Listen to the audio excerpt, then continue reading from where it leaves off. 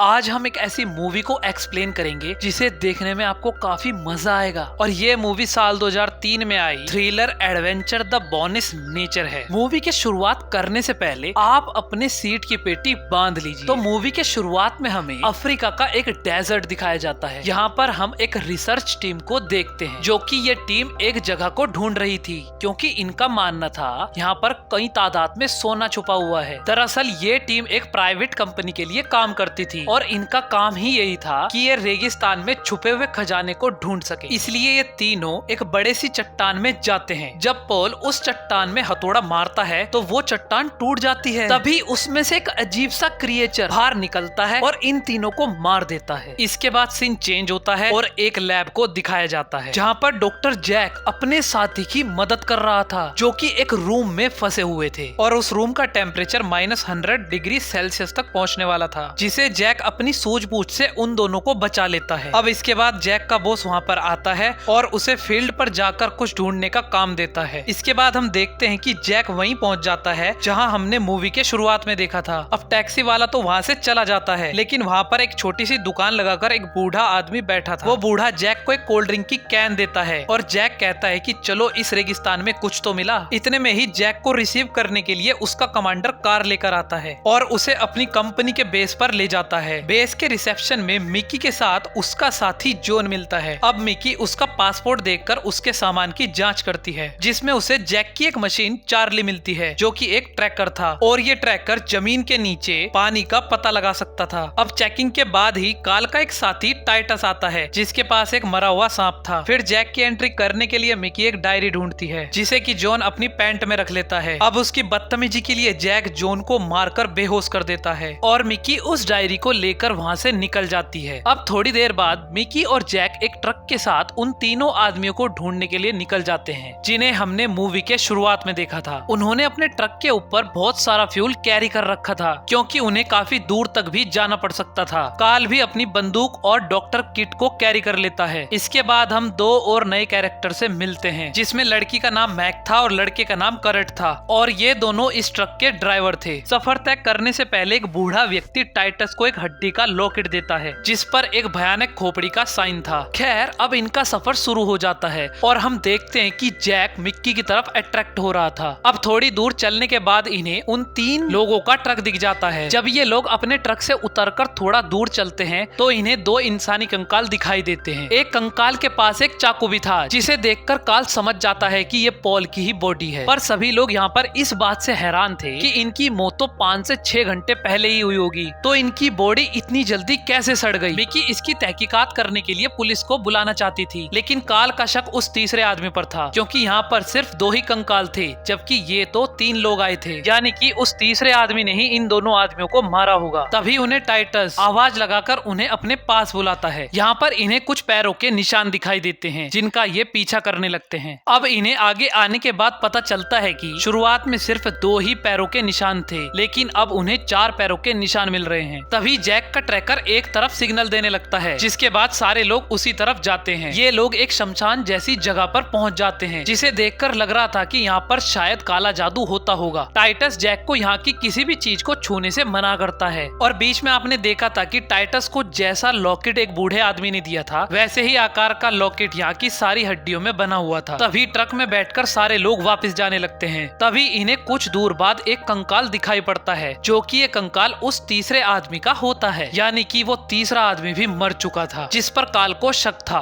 काल बहुत बेचैन हो रहा था क्योंकि उसके आदमियों को किसी ने बहुत ही बेरहमी से मार दिया था। काल मेघडा से कहता है कि हमें उसे किलर को ढूंढना होगा, लेकिन मेघडा मना कर देती है क्योंकि रात हो चुकी थी और इन्हें अब रात भी यहीं पर गुजारनी पड़ती है। तभी जैक को अपने साथ हुए इंसिडेंट की घटना याद आती है जिसे ना चाहते हुए भी जैक यहाँ पर आ गया है, लेकिन उसके साथ एक चीज अच्छी हुई जो कि उसे मिक्की मिल गई। उसके बाद वो रेत पर स्केटिंग करता है जिसे मिक्की देख रही थी। उसके बाद मिक्की जैक की मशीन को उसके पास लाती है क्योंकि वो फिर से सिग्नल दे रही थी। इसका मतलब था कि कोई ना कोई इनके आसपास है, लेकिन जैक और मिक्की तो अपना रिश्ता बनाने में लगे हुए थे। जब इन दोनों को यहाँ पर काफी देर हो जाती है तो मिक्की ट्रक में सोने चली जाती है, लेकिन जैक अभी भी वहीं बैठा हुआ रहता है और तभी उसकी मशीन अचानक से तेज तेज सिग्नल देने लगती है। जैसे ही वो अपने आसपास देखता है तो उसे कोई भी नजर नहीं आता। तभी अचानक से वो क्रीचर उसके सामने आ जाता है जिसे देखकर जैक तेज तेज चिल्लाने लगता है और ट्रक के के आसपास आ जाता है। फिर सभी लोग अपनी टॉर्च से आसपास देखने लगते हैं तो उन्हें कुछ भी नजर नहीं आता। तब कार्ल उसे कहता है कि जरूर तुमने कोई जानवर देखा होगा। तभी मिकी उसे बताती है कि हमारे साथियों के कंकाल गायब हैं। तभी कार्ल को लगता है कि ये जरूर जैक का काम है। तभी जैक गुस्सा करते हुए बोलता है कि तुम्हें भी पता है कि यहाँ पर क्या चल रहा है, और वैसे भी मैं इस रेगिस्तान में उन कंकाल का क्या करूंगा। इसके बाद टाइटस उन्हें एक क्यून के बारे में बताता है, और वो अपनी प्रजाति की पहली क्वीन थी जो कि डायनासोर से भी पहले से थी, और वो सिर्फ दूसरी ही चीजों का शिकार करती है और हड्डियों को ही छोड़ती है। लेकिन ये सारी बातें कार्ल को बकवास लगती है। लेकिन थोड़ी देर बाद फिर से उस मशीन से सिग्नल आने लगता है। तब कार्ल मेगडा से कहता है कि जिस तरफ से सिग्नल आ रहे हैं ट्रक को भी उसी डायरेक्शन में ले चलो। तभी मेगडा उसे सुबह होने के लिए कहती है। फिर सुबह होते ही सब लोग उस पैर का पीछा करने लगते हैं। फिर एक जगह आने के बाद सब लोग चारों तरफ उस क्रिएचर को ढूंढने लगते हैं। फिर वो क्रिएचर उन्हें एक जगह पर दिख जाता है और कार्ल उसे अपनी गन से शूट कर देता है, और गोली लगते ही वो क्रिएचर राख की तरह बिखर जाता है। फिर वो उस जगह पर जाकर देखते हैं तो उन्हें कुछ भी नहीं मिलता। कार्ल भी ये देखकर काफी हैरान हो जाता है। फिर ये वापस अपने बेस में जाने के लिए जब ट्रक में बैठते हैं तो ट्रक में शॉर्ट सर्किट हो जाता है, जिसकी वजह से उसमें आग लग जाती है, जिसे बाद में तो मेगडा बुझा देती है।